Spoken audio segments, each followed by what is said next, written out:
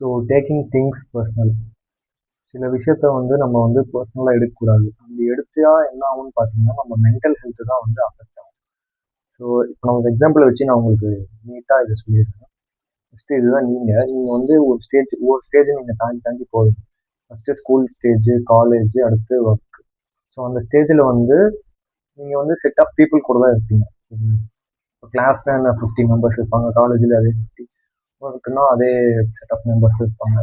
So இவங்களுக்குலாம் மேலே ஒரு ஹையர் ஆஃபீஸர் இல்லைன்னா ஸ்டாஃப் அந்த மாதிரி அப்பாயிண்ட் பண்ணியிருப்பாங்க. அவங்க தான் உங்களுக்கு இன்சார்ஜாக இருப்பாங்க.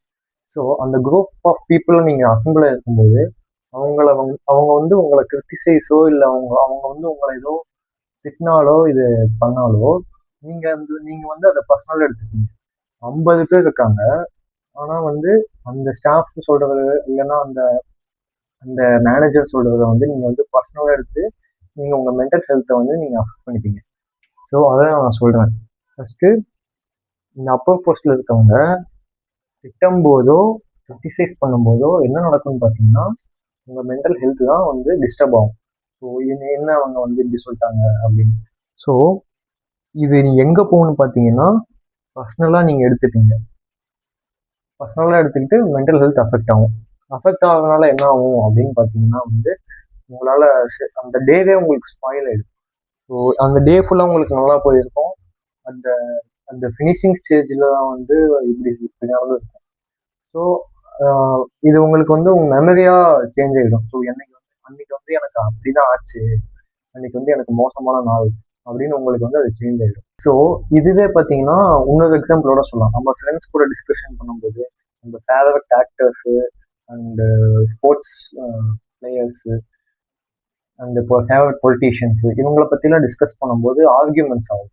ஸோ நீங்களே திங்க் பண்ணுங்கள், அந்த ஆர்கியூமெண்ட்ஸ்லாம் வந்து அவ்வளோ முக்கியமே கிடையாது. இப்போ எனக்கு பிடிச்ச ஆக்டரை பற்றி நீங்கள் தப்பாக பேசும்போது இந்த செட் ஆஃப் பீப்புள் நம்ம ஃப்ரெண்ட்ஸ் கூட பேசும்போது நம்மளே சில டைம் கோவப்படுவோம். ஸோ அந்த கோவம் அங்கே மேக் ஆகுது பார்த்தீங்களா, அதுதான் வந்து பர்சனலாக நீங்கள் எடுத்துக்கிட்டீங்க. அவங்க வந்து உங்களை பேசல, ஆனால் ஜஸ்ட் நீங்கள் திங்க் பண்ணுங்கள், உங்கள் ஃபேவரட் ஆக்டர்ஸ் பற்றி நீங்கள் வந்து டிஸ்கஸ் பண்ணிக்கிறீங்க. ஆனால் அவங்க வந்து உங்களை பேசல, அந்த ஃபேவரட் ஆக்டர்ஸ் பற்றி கிரிட்டிசைஸ் பண்ணுறாங்க. ஸோ கிரிட்டிசைஸ்னா வந்து அவங்க விமர்சனம் பண்ணுறதுன்னு சொல்லலாம். ஸோ கிரிட்டிசைஸ் பண்ணும்போது என்ன நடக்கும் அப்படின்னு பார்த்தீங்கன்னா, நீங்கள் அதை பர்சனலாக எடுத்துப்பீங்க. பர்சனலாக எடுத்துக்கிட்டு நீங்கள் சண்டை போடுவீங்க தேவையில்லாமல். ஸோ ஜஸ்ட் திங்க் பண்ணுங்க, அந்த இடத்துல அந்த சண்டை தேவையா அப்படின்னு. ஸோ அங்கே வந்து அந்த சண்டை தேவையில்லை. அடுத்து இதை எப்படி சிம்பிளாக வந்து உடைக்கலாம் அப்படின்னு பார்த்தீங்கன்னா, அதுக்கான 2 வேஸ் நான் சொல்கிறேன். ஸோ அடுத்து இது ஏன் ஆகுது அப்படின்னு பார்த்தீங்கன்னா, ஃபஸ்ட்டு வந்து நீங்கள் வந்து எமோஷ்னலாக வந்து அவைலபிளாக இருக்கீங்க எல்லாத்துக்குமே. இப்போ எமோஷ்னலாக அவைலபிள்னா இப்போ நான் முன்னாடி சொன்னேன்ல, நீங்கள் உங்கள் ஃப்ரெண்ட்ஸ் கூட டிஸ்கஸ் பண்ணும்போது, ஏன்னா உங்கள் ஃப்ரெண்ட்ஸ் கூட நீங்கள் வந்து எமோஷ்னலாக நீங்கள் வந்து கனெக்டாக இருக்கீங்க. ஸோ அவங்க அந்த அந்த எமோஷ்னல் பர்சன் வந்து உங்களை பற்றியோ இல்லை நீங்கள் சம்மந்தப்பட்டதோ இல்லை பேசினதை பற்றியோ அது நீங்கள் தப்பு அப்படின்னு அவங்க பேசும்போது உங்களுக்கு வந்து அது பர்சனலாக தான் எடுத்துக்க தோணும். ஏன்னா நீங்கள் தான் வந்து எமோஷ்னலாக கனெக்டடாக இருக்கீங்க அந்த விஷயத்துக்குரிய அந்த பர்சன் கூடயோ.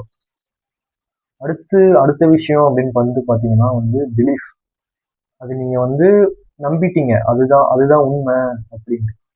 ஸோ அது அவங்க சொல்றது தான் உண்மை அப்படின்னு நீங்கள் நம்புறதுனால தான் நீங்கள் அதை வந்து எமோஷ்னலாக வந்து நீங்கள் அதுக்காக அஃபெக்ட் ஆகுறீங்க. என்ன அவங்க வந்து இப்படி சொல்லிட்டாங்க, நம்ம நம்ம ஃப்ரெண்ட்ஸு, நம்ம டீச்சர்ஸ், நம்ம அப்பா அம்மாவே நம்ம வந்து இப்படி சொல்லிட்டாங்க அப்படின்ட்டு.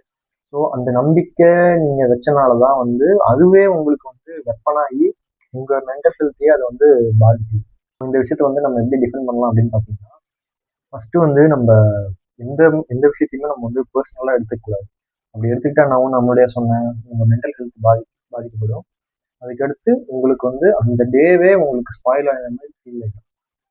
ஸோ அப்படி ஆச்சுன்னா உங்களோட நிம்மதி தான் வந்து போகும். ஸோ அதுதான் நான் வந்து ஃபஸ்ட்டு சொல்கிறேன், வந்து எல்லாத்தையுமே சீரியஸாக எடுத்துக்காதீங்க. இப்போ நம்ம தேட்டருக்கு மூவி ஹாலுக்கு போகிறோம்னு வச்சுக்கோங்க, அவங்க வந்து விசில் பண்ணுவாங்க, கமெண்ட் அடிப்பாங்க, இதெல்லாம் பண்ணுவாங்க. நீங்கள்லாம் வந்து அது நீங்கள் வந்து பர்சனலாக எடுத்துக்கிட்டிங்கன்னா நீங்கள் என்ன யோசிப்பீங்க, என்ன இவங்கெல்லாம் இப்படி பண்ணிட்டாங்க, என்ன இப்படி பண்ணிட்டு இருக்காங்க, இப்படி பிஹேவ் பண்ணுறாங்க அப்படின்னு நீங்கள் யோசிப்பீங்க. ஸோ அப்படி நீங்கள் யோசிக்கிறதுனால என்ன ஆகுதுன்னு பார்த்தீங்கன்னா, உங்கள் மென்டல் ஹெல்த்து தான் நீங்கள் வந்து அஃபெக்ட் பண்ணிடுவீங்க. தேவையில்லாமல் ஓவர் திங்கிங் பண்ணி அப்படி அந்த ஸ்டேஜுக்கு போயிடுவீங்க. ஸோ அதுக்கு அடுத்த விஷயம் என்னன்னு பார்த்தீங்கன்னா, just think and react. First நீங்கள் வந்து யோசிங்க வந்து இது இது ஓகேவா ஃபஸ்ட்டு அவங்க சொல்கிறது ஃபஸ்ட்டு ஓகேவா அப்படின்னு நீங்கள் ஃபஸ்ட்டு யோசிங்க. அதுக்கடுத்து நீங்கள் வந்து ரியாக்ட் பண்ணுங்க. அதுக்கு நம்ம எதை இப்போ நம்ம ஏதோ சொல்லலாமா, அதுக்கு இவங்க இப்படி சொல்லிட்டாங்க அதுக்கு நம்ம இப்போ சொல்லியே ஆகணுமா அப்படின்னு பண்ணுங்க. ஸோ எல்லா விஷயமுமே வந்து நம்மளை அஃபெக்ட் பண்ணணும் அப்படின்னு பார்த்தீங்கன்னா கண்டிப்பாக தெரியும். ஸோ அடுத்து வந்து just their point of view doesn't affect you.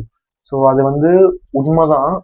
எப்படி பார்க்கலாம் அப்படின்னு பார்த்தீங்கன்னா, இப்போ வந்து நீ ஒன்று என்கிட்ட சொல்ற, ஆனால் அது எனக்கு வந்து பிடிக்குதோ பிடிக்கலையோ நான் கேட்டுக்கிறேன். ஓகே, ஆனால் கேட்டுட்டு அதை நான் அக்செப்ட் பண்ணிக்கல. ஜஸ்ட் நான் அதை கேட்டுட்டு நான் விட்டுடுறேன். இப்போ நான் அதை அக்செப்ட் பண்ணுறேன். நான் இப்போ நீ தப்பா என்ன சொல்லிட்டீங்கன்னா நான் அதை அக்செப்ட் பண்ணிட்டேன்னா என் மென்டல் ஹெல்த் வந்து நான் வந்து லோவாக ஃபீல் ஆவேன், இல்லை டிஸ்டர்பாக ஃபீல் ஆவேன், அப்படி நான் ஃபீல் ஆவேன். இதுவே நான் அக்செப்டே பண்ணல அப்படின்னு பார்த்தீங்கன்னா அது ஜஸ்ட் ஒரு பிளாங்க் லைன், ஒரு கோடாக தான் வந்து என் மைண்டில் இருக்கும். அதாவது நீ சொன்னது எனக்கு ஞாபகம் இருக்கும், ஆனால் வந்து அதை என் மனசுக்குள்ள நான் எடுத்துட்டு போகல. ஸோ அதுதான் நான் சொல்றேன்.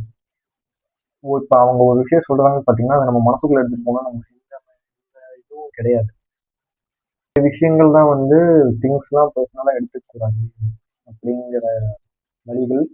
ஸோ கடைசி விஷயம் என்னன்னு பார்த்தீங்கன்னா, அவங்க இப்போ நம்ம ஏன் பர்சனலாக எடுத்துக்கிறோம் அப்படின்னு பார்த்தீங்கன்னா அந்த இடத்துல என்ன அடிப்படுது அப்படின்னு பார்த்தீங்கன்னா ஈகோ.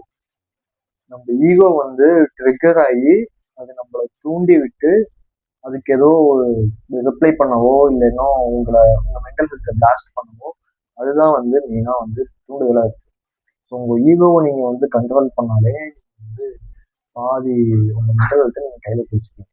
கடைசி விஷயம் என்னன்னு பார்த்தீங்கன்னா அவங்க சொல்றது வந்து நமக்கு பர்சனலாக நம்ம எடுத்துக்கிட்டோமா அப்படின்னு தான் ஃபஸ்ட்டு பார்க்கணும். ஃபஸ்ட்டு அந்த விஷயம் பார்க்கணும். இப்போ அவங்க சொல்ற விஷயம் வந்து என்ன சொல்றாங்களா இல்லை என்ன சுற்றி இருக்கிறத வச்சு சொல்றாங்களா அப்படின்னு பார்க்கணும். நீங்கள் உங்களை சொன்னால் நீங்கள் அதுக்கு ரியாக்ட் பண்ணலாம், இல்லை அதை எப்படி ஹேண்டில் பண்ணணுமோ அப்படி பண்ணலாம். இப்போ அது உங்களை சொல்லாமல் நான் ஃபஸ்ட்டு விஷயம் சொன்னேன்ல, சுற்றி வளைச்சி பேசுனேன், அப்படி அப்படியே சுற்றி வளைச்சி உங்களை அது அஃபெக்ட் ஆனிச்சுன்னா நீங்கள் இது ஜஸ்ட் திங்க் பண்ணுங்க.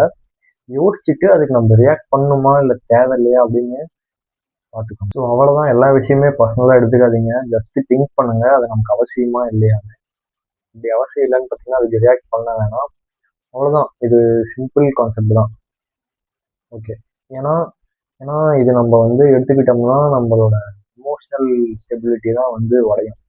அதனால தான் வந்து நான் வந்து பர்சனலாக திங்க் பண்ண வேணாம் அப்படின்னு நான் சொல்கிறேன்.